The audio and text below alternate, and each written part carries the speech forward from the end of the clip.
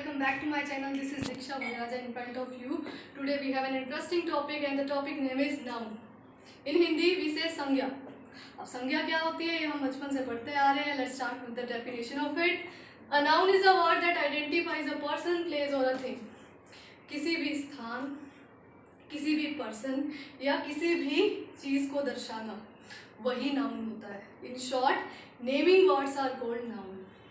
Naming words, यहाँ पर pronounce की बिल्कुल बात नहीं हो रही जो ही शी या हम इट लेते हैं या आई लेते हैं, ये नहीं ले रहे. नेमिंग वर्ड्स, इनमें नाम लिया जाए, चाहे वो व्यक्ति का हो, चाहे वो वस्तु का हो, चाहे वो जगह. राइट, बस कैटेगरीज में डिवाइड किया जाता है जिससे हमें ये पता चल जाता है वो किस कैटेगरी का है.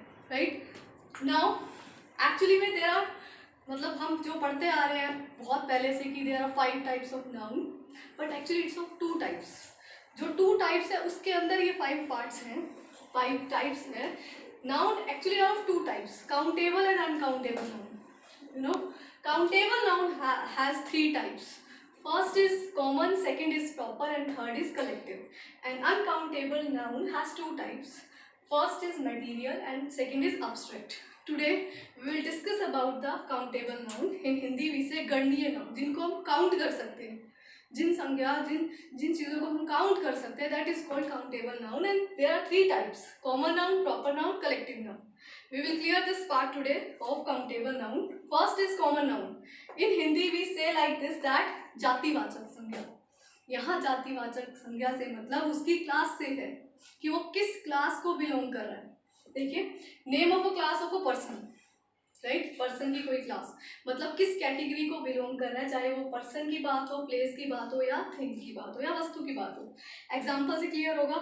बॉय, सपोज करो यहाँ सुरेश है, यहाँ अजय है. मैंने कहा दोनों में कॉमन क्या है, दोनों में कॉमन क्या चीज़ है कि दोनों ही बॉयज हैं, तो ये कॉमन नाउन हुआ. अगर एक स्नेहा है और एक प्रिया है, दोनों में कॉमन क्या हुआ, वो गर्ल्स हैं. राइट, तो कॉमन जो चीज़ें होंगी उनको हम बोलते हैं कॉमन नाउन्स, चाहे वो व्यक्ति के लिए हो, चाहे वो जगहों के लिए हो या चाहे वो थिंग्स के लिए हो.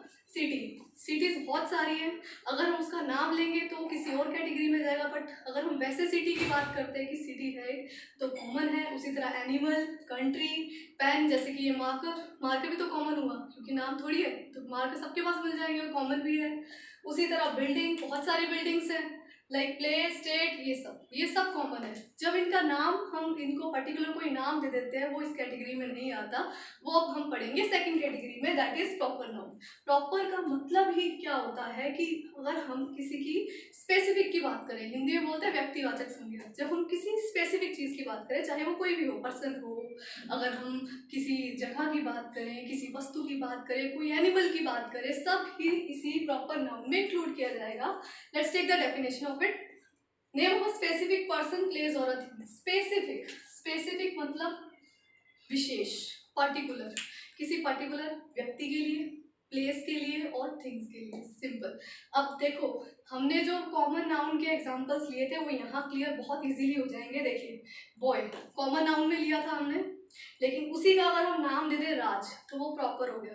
राइट, उसी तरह कॉमन में हमने गर्ल लिया था, अगर उसका नाम हम प्रिया दे दें या श्रेया दे दें, कुछ भी दे दें, तो ये प्रॉपर हो जाएगा क्योंकि हमने विशेष की बात कर दी. सिटी, कॉमन में सिटीज़ बहुत सारी है, मैंने कहा था जब वो नाम आएगा वो प्रॉपर में चला जाएगा, तो लाइक दिल्ली. कंट्री की बात करें, कॉमन में कंट्री मतलब बहुत सारी कंट्रीज हो सकती है, लेकिन अगर आप किसी विशेष की बात करो, किसी पर्टिकुलर की बात करोगे, that it definitely comes in the proper noun, like India. अब एक चीज़ समझने की है, उषा. यहाँ उषा जो है प्रॉपर नाउन भी है एग्जैक्टली क्योंकि ये नाम आ गया, क्योंकि लड़की का भी हो सकता है. बट उषा फैंस भी, आपको पता होगा कि जो फैंस है वो उषा के एक ब्रांड के नाम से आते हैं. जो उषा है यहाँ पर उषा एक चीज़ के लिए भी यूज हो सकता है, basically for a person also and for a thing also. अब एक बिल्डिंग का एग्जाम्पल था कॉमन में. अब बिल्डिंग्स बहुत सारी है, अगर हम उसी अगर हम प्लेस की बात कर दें, तो यहाँ अगर हम ताजमहल की बात करें तो बहुत ही सुंदर है और सबसे पहली बात है एक पर्टिकुलर ही है. तो बेसिकली डिफ्रेंशिएट करना आपको सिखा दिया कि कॉमन और प्रॉपर को कैसे आइडेंटिफाई करते हैं. बहुत ही आसान है, बस थोड़ा सा ध्यान देने की बात है.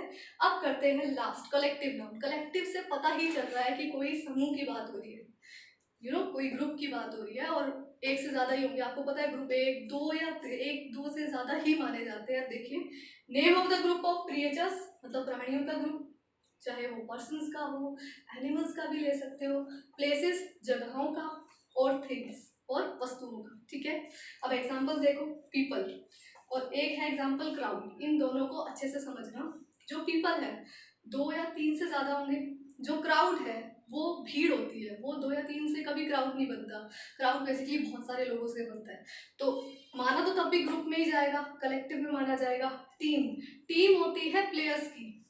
आर्मी होती है सोल्जर्स की। तो हम एक को तो नहीं बोल सकते कि आप इसमें बेसिकली आर्मी वर्ड सोल्जर्स की पूरी टीम के लिए यूज, मतलब पूरे उनके ग्रुप के लिए यूज किया जाएगा ना। आर्मी, बैच स्टूडेंट से होता है, तो बैच के लिए भी हम एक तरह के ग्रुप की बात कर रहे हैं। उसी तरह क्लास भी स्टूडेंट से होती है। उस तरह फ्लॉक जो है वो शीप्स, मतलब जो भेड़ बकरी हुए जो कह सकते हो आप, एक होता है ना ग्रुप, समूह, झुंड, उसको बोलते हैं। तो ये सारे ग्रुप्स की बात की गई है कलेक्टिव में, right. In the next video we will understand about the uncountable noun, and uncountable noun has two parts, that is material noun and abstract noun. We will discuss it tomorrow. Thank you so much.